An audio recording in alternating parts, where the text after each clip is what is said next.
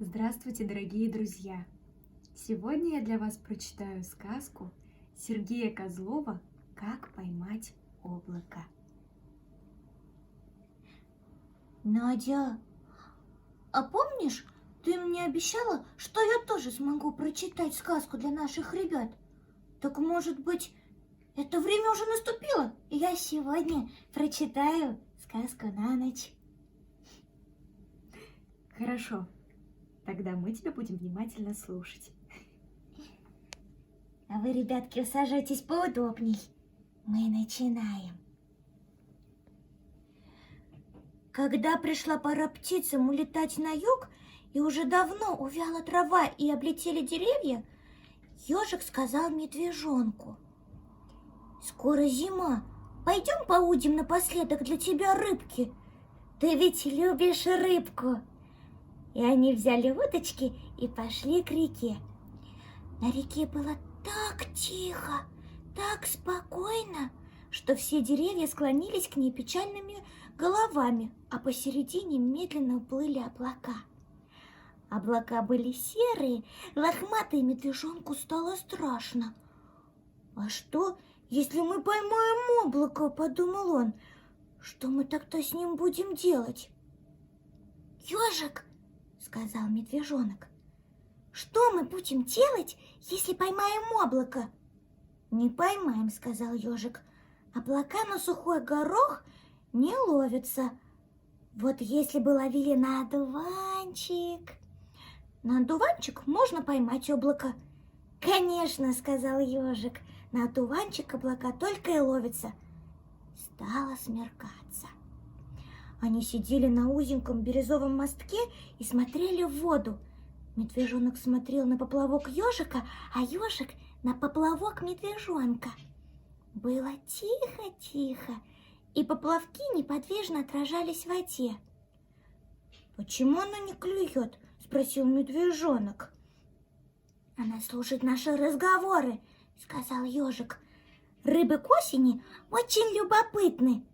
Тогда давай молчать». И они целый час сидели молча. «Ого, я бы, наверное, не смог молчать». Ну все, продолжаю читать. Вдруг поплавок медвежонка заплясал и глубоко нырнул. «Клюет!» — крикнул ежик. «Ой!» — воскликнул медвежонок. «Тянет! Держи, держи!» — сказал ежик. «Что-то очень тяжелое!» — шепнул медвежонок. «В прошлом году здесь утонуло старое облако». «Может, это оно?» «Держи, держи!» — повторил ежик. Но тут удочка медвежонка согнулась дугой, потом со свистом распрямилась, и высоко в небо взлетела огромная красная луна. «Луна!» — в один голос выдохнули ежик с медвежонком. А луна покачнулась и тихо поплыла над рекой. И тут пропал поплавок ежика. «Тяни!» — шепнул медвежонок. Ежик взмахнул удочкой высоко в небо. Выше луны взлетела маленькая звезда. «Так», — прошептал ежик, доставая 2 новые горошины. «Теперь только бы хватило наживки». И они, забыв о рыбе, целую ночь ловили звезды и забрасывали ими все небо.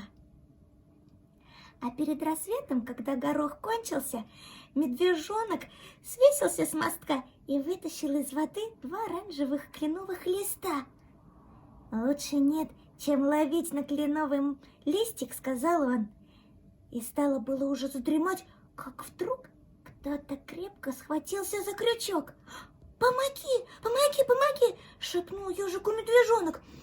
И они, усталые, сонные вдвоем, еле-еле вытащили из воды солнышко.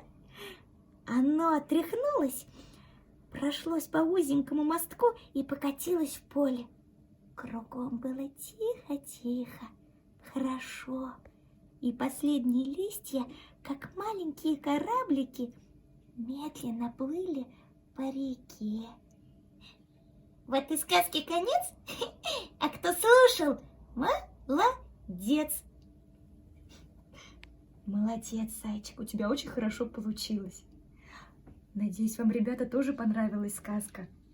А мы вам, зайцам, желаем спокойной ночи, сладких вам снов. До свидания.